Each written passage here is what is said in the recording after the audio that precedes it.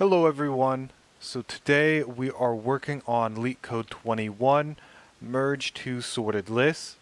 So we're given two lists that are sorted, and it wants us to return a single linked list containing all the values of the previous two lists, and it wants you to return this list also sorted.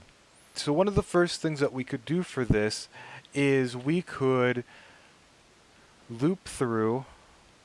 We could go through each one of these values and we could put them inside of an array and go through these, and then we could sort the values and then loop through this newly created array and create new nodes and build our list off of this array.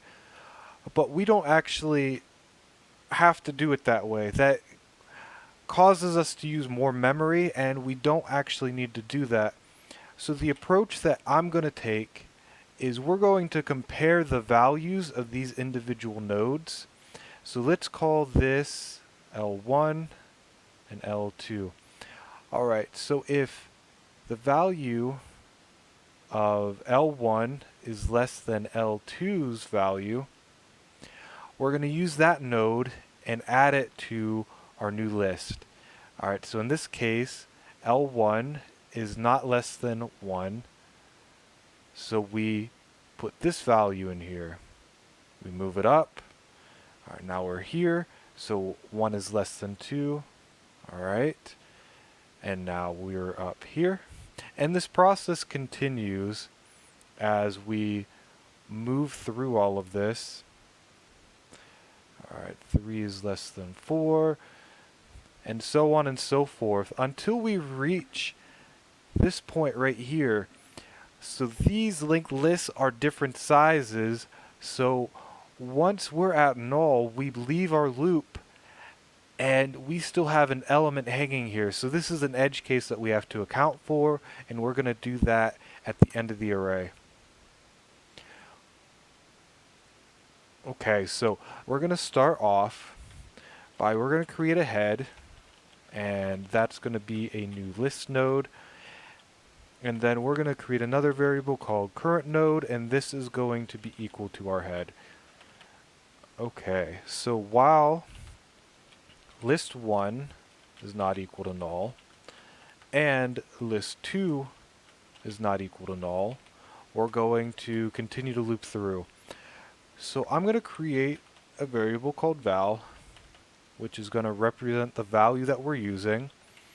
And I'm just going to say, okay, is list 1 value less than list 2's value?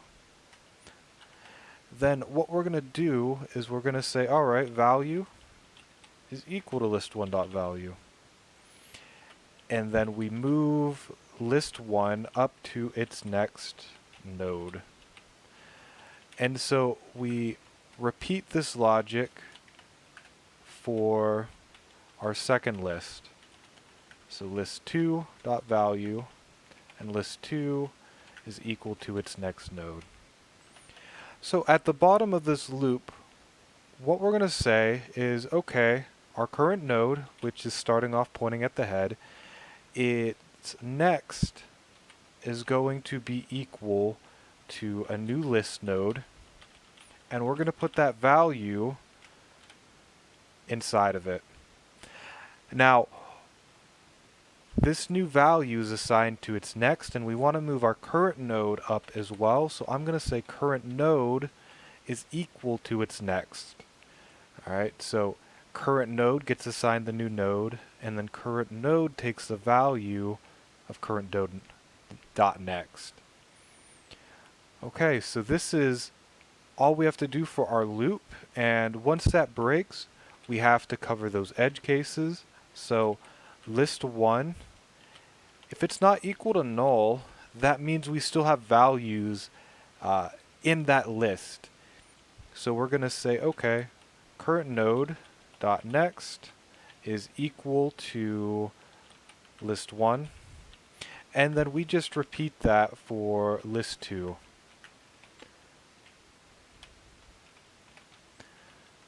Okay, cool. And then at the very end of it, so this list node, we're not assigning it to any one of these nodes, so we're going to return head.next because that's where the start of our actual list is. Alright, so let's go ahead and submit this. And look at that. Okay, I hope this was helpful for you. If you have anything that you would do to this, if you would take away from it, please leave a comment down below and let's talk about it. Alright, other than that, I hope you all have a wonderful day.